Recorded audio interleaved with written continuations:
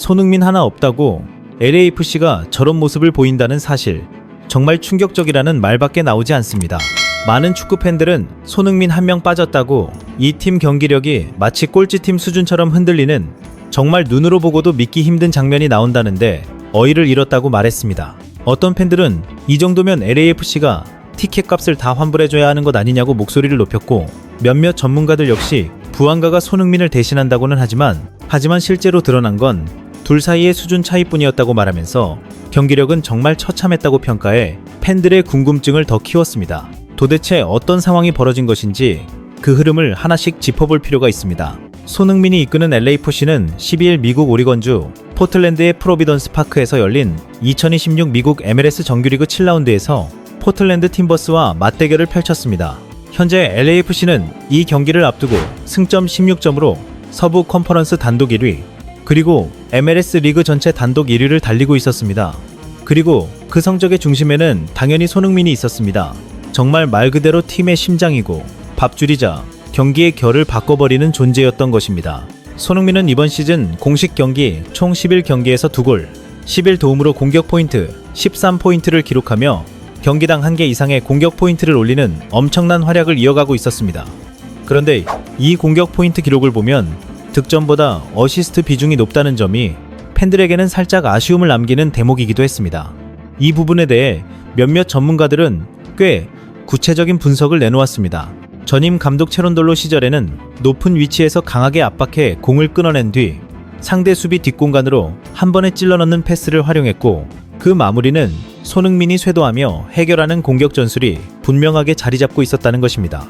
그런데 체론돌로가 떠나고 후임으로 온 도스산토스는 갑자기 점유율 축구를 하겠다며 후방에서 볼을 돌리고 빌드업을 전개하는 방식을 들고 나왔습니다. 이 과정에서 손흥민의 역할은 공격수에서 사실상 중앙 미드필더, 그러니까 볼을 전방으로 뿌려주는 역할로 바뀌었다는 지적이 나왔습니다. 도스산토스는 중앙 미드필더나 수비수들이 손흥민이 미끼 역할을 하며 만들어낸 공간에서 중거리 슛을 때리게 하는 전술을 구사했는데, 정말 솔직히 말해 이건 원더골이 터지면 이기고 그게 안 터지면 무승부 아니면 패배로 이어지는 너무 불안한 방식이라는 평가를 받았습니다.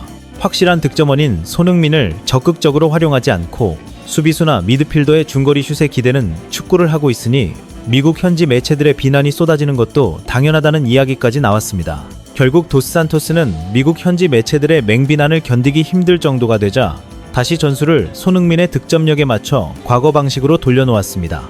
그러자 손흥민은 곧바로 전반전에 4개의 어시스트를 기록하고 득점까지 올리며 문제는 선수의 능력이 아니라 전술 그 자체였다는 것을 너무도 선명하게 증명해냈습니다. 이쯤 되면 손흥민을 묶어두는 전술이 얼마나 답답했는지 굳이 길게 설명할 필요도 없을 정도였습니다. 이런 분위기 속에서 포틀랜드 팀버스와의 원정 경기를 앞두고 미국 현지의 토트넘 팬들은 손흥민을 직접 보기 위해 이미 표를 끊어놓고 기다리고 있었습니다. 그런데 여기서 느닷없는 LAFC의 돌발 조치가 터져나옵니다. 손흥민이 포틀랜드전 선발 명단에 들지 않았을 뿐 아니라 심지어 선수 명단 자체에서 제외돼버리는 초유의 상황이 벌어진 것입니다. 이건 정말 팬들 입장에서는 멘붕이라고 해도 과장이 아니었습니다. 미국 현지의 토트넘 팬들은 손흥민을 보려고 티켓을 샀는데 선발 라인업을 확인해보니 손흥민이 없다며 LAFC는 티켓값을 환불해달라고 어이없다는 반응을 쏟아냈습니다. 그러자 그 모습을 본 LAFC 팬들은 또 다른 반응을 내놨습니다. 손흥민만 보려고 LAFC 경기 티켓을 끄는 것이냐, 팀 자체를 응원하라고 면박을 준 것입니다. 그런데 이 상황을 바라보는 국내 많은 축구 팬들의 반응은 또 묘하게 공감 섞인 것이었습니다. 우리는 손흥민 팬이지 토트넘 팬이 아니었던 것처럼 미국 현지의 토트넘 팬들도 사실은 LAFC 팬이 아니라 손흥민 팬인 것과 같은 것 아니냐는 반응이 나온 것입니다. 그러면서 저 미국 현지 토트넘 팬들의 행동이 100% 이해된다고 말하는 팬들도 많았습니다. 하지만 동시에 다른 주축 선수들은 다 나오는 것 같은데 왜 손흥민만 명단 제외가 된 것이냐, 혹시 부상 아니냐며 걱정하는 목소리도 커졌습니다. 팬들의 이런 반응에 대해 몇몇 전문가들은 모든 정황을 종합해보면 이건 손흥민을 전적으로 배려하는 LAFC의 사실상 특급 대우라고 분석했습니다. 얼핏 들으면 이상하고 알쏭달쏭하게 느껴질 수 있지만 그들은 오히려 이 조치가 손흥민의 맹활약을 더 확실하게 보장하게 될 것이라고 말했습니다. 이들은 이어서 주축 선수들 가운데 이 경기에서 명단 제외된 선수는 손흥민과 요리스라고 짚으면서 LAFC가 상대하는 포틀랜드 팀버스는 현재 서부 컨퍼런스 15개 팀 가운데 14위에 머물고 있는 거의 꼴찌 수준의 팀이라고 설명했습니다. 그리고 진짜 중요한 경기는 따로 있다고 강조했습니다. 바로 북중미 챔피언스리그 8강 2차전 멕시코 팀 크로스 아술과의 경기입니다. 비록 1차전에서는 손흥민의 활약으로 크로스 아술을 상대로 승리를 거뒀지만 크로스 아술은 멕시코 리그에서도 상위권 팀이자 지난 시즌 챔피언인 결코 만만한 상대가 아닙니다. 게다가 이번 경기는 그들의 홈에서 열리고 지면 그대로 탈락하는 데스매치입니다. 그러니 포틀랜드전보다 훨씬 더 중요한 경기라는 설명이 나오는 것도 무리는 아니었습니다. 게다가 포틀랜드의 홈구장은 인조잔디이기 때문에 잘못하면 손흥민이 부상으로 이어질 위험도 있고 손흥민은 현재 전 경기에 선발 출장한 상태입니다. 굳이 무리해서 이번 경기까지 내보내지 않는 것이 오히려 현명한 선택이라는 분석이었습니다.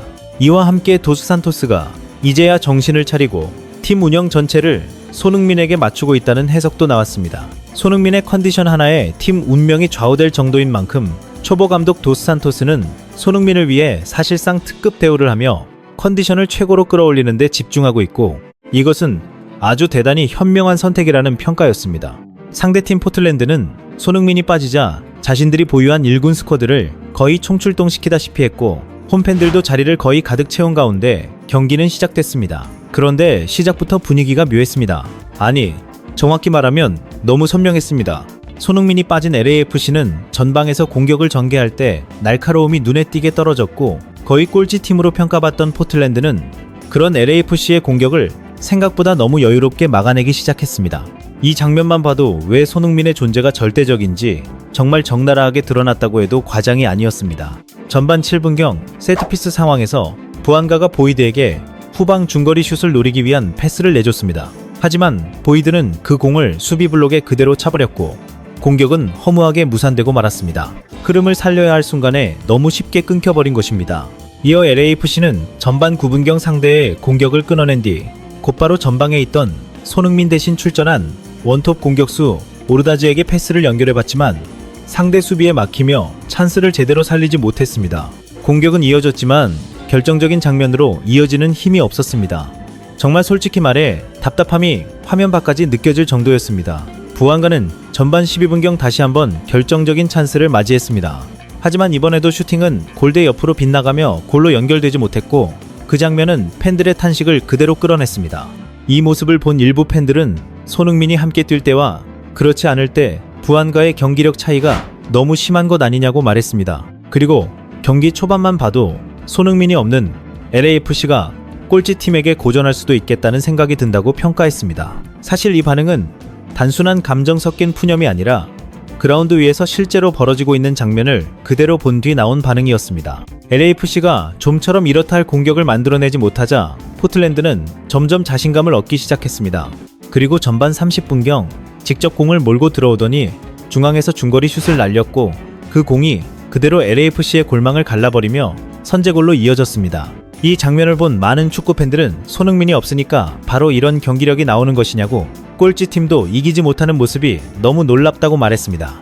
어떤 팬들은 여기서 왠지 모르게 토트넘스러운 냄새가 LAFC에서 난다고까지 말했는데 정말 그 표현이 기가 막히게 들어맞는 경기 흐름이었습니다. 손흥민 대신 출전한 원톱 공격수 오르다즈는 실점을 만회하려는 듯 자신도 상대와 비슷한 방식으로 중거리 슛을 시도했습니다. 하지만 그 슈팅은 힘없이 골대 바깥으로 흘러나갔고 팬들의 한숨만 더 짙게 만들었습니다.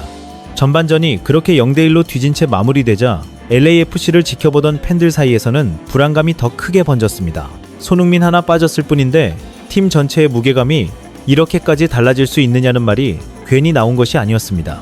후반전에 들어선 LAFC는 후반 50분경 중거리 원더골이 터지면서 드디어 1대1 균형을 맞추는데 성공했습니다. 점수만 보면 분위기를 되살린 것처럼 보일 수도 있었습니다. 하지만 이 장면을 본 일부 전문가들은 오히려 더 날카롭게 지적했습니다. 부안가를 미끼 역할처럼 활용하면서 미드필더나 수비수의 중거리 원더골에 계속 의존하는 구조라면 저런 슛이 안 터지는 날에는 결국 무승부 아니면 패배로 갈 수밖에 없다는 것입니다. 확실한 득점원인 부안가를 제대로 활용해야 하는데 도스산토스가 또 이상한 전술을 꺼내면서 부안가마저 죽이고 있다는 비판이 나온 이유도 바로 여기에 있었습니다. 정말 중요한 건 한 번 터진